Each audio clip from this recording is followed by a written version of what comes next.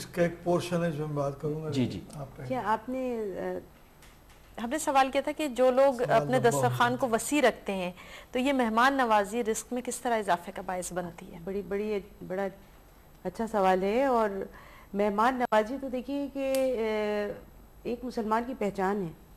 بے شک. اچھا عرب جو ہے وہ بھی بڑے مہمان نواز ہوا کرتے تھے. تو حضور صلی اللہ علیہ وسلم نے جو عربوں کے اندر صفات ہیں، اچھی صفات ہیں، بہترین، حضور نبی کریم صلی اللہ علیہ وسلم نے ان کی حوصلہ افزائی فرمائی.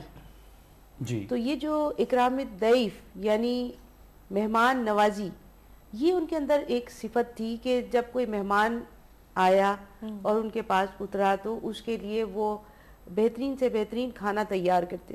یعنی جانور ذبح کرنا اور اس کو پکانا اور پیش کرنا اور پھر اس کو کھلانا.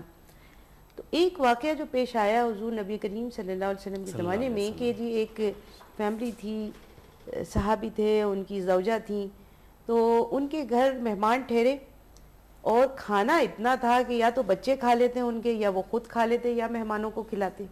تو انہوں نے یہ کیا کہ جی چراغ جو ہے اس کو بجھا دیا کہ گویا اس میں تیل نہیں ہے، اور وہ کھانا ان مہمانوں کے سامنے رکھ دیا، اور انداز یہ اپنایا کہ گویا ہم بھی ساتھ میں کھا رہے ہیں، اور ان کو وہ کھانا کھلا دیا. صبح جب وہ نبی کریم صلی اللہ علیہ وسلم کی خدمت میں حاضر ہوئے تو حضور نبی کریم صلی اللہ علیہ وسلم نے فرمایا کہ جی اللہ نے تمہاری اس مہمانداری کو قبول کیا. سبحان اللہ. سبحان اللہ. سبحان اللہ. دیکھیے اور جنت کی بشارت دی. سبحان اللہ. تو آپ دیکھیں کہ جو مہمان جو ہوتے ہیں ان سے دسترخوان کشادہ یوں ہوتا ہے کہ اس میں برکت ہوتی ہے. آپ نے جیسے کہا کہ تھوڑی سی بھی چیز ہے وہ رکھی ہوئی ہے اور اس میں سب نے مل بانٹ کے کھایا. ایک ہمارے یہاں جو یہ رواج ہوا ہے الگ الگ کھانے کا، خاص طور پہ ہم فیملی کے اندر بھی، ایک آیا اس نے کھانا نکالا اور وہ مائکرو ویو میں اس نے گرم کیا اور وہ ٹی وی کے سامنے بیٹھ گیا، دوسرا آیا وہ اپنے کمرے میں لے گیا، تیسرا آیا وہ کہیں اور چلا گیا.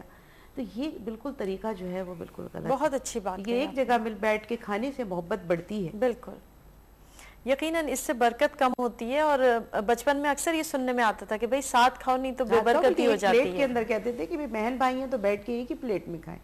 پہلے تو ماشاءاللہ ایک تھال میں سب مل کے کھاتے تھے. گھر میں اس قدر پیار محبت کی فضا ہوتی تھی. اب ہم نے اپنا سب نے ایک پلیٹ الگ الگ اور ٹائمنگ الگ الگ کر لی ہے تو ظاہر برکت کا اس سے بہت کمی پڑ گئی ہے. بھائی نے جو